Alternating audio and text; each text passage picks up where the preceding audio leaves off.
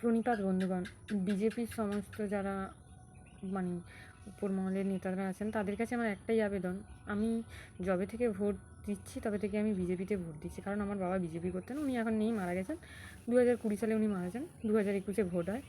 ওই সময় যারা ওপেনলি বিজেপির হয়ে লড়েছে এবং মারা গেছে, আমি চাইবো আপনারা তাদের পরিবারের পাশে দাঁড়ান এবং তাদেরকে ন্যায় বিচার পাইয়ে দিন। যারা মেরেছে তাদের যেন শাস্তি হয়।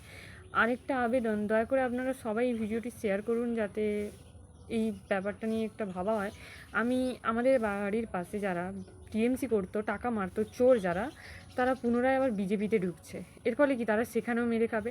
তার মানে তারা পরিবর্তন আনতে পারেনি ঠিকই, পার্টিটাকে টিএমসি রাখতে পারেনি, তো কী হয়েছে, তারা নিজেদেরকে পরিবর্তন করে পুনরায় বিজেপিতে চলে যাচ্ছে। এর ফলে তারা তো সেখানেও মেরে খাবে। তাহলে পরিবর্তন করে আমাদের কী লাভ হলো? আমরা যে সবাইকে বুঝালাম যাতে বিজেপি আসে, বিজেপিকে এনেও তো আমাদের কিছু লাভ হচ্ছে না দেখছি। দয়া করে আপনারা সবাই পাশে দাঁড়ান, আবার ঐক্যবদ্ধ হন এবং যারা পুনরায় বিজেপিতে ঢুকছে ওদেরকে, টিএমসি থেকে যারা চৌরি করে বিজেপিতে ঢুকছে ওদেরকে যেন বার করে দেওয়া হয়, ওদের শাসন যেন আর না চলে। প্লিজ আমার পাশে দাঁড়ান, আমি চাই সবার ভালো হোক। দয়া করে এই ভিডিওটি সবাই প্রচুর শেয়ার করুন যাতে এটার একটা কোনো বিচার হয়। Thank you.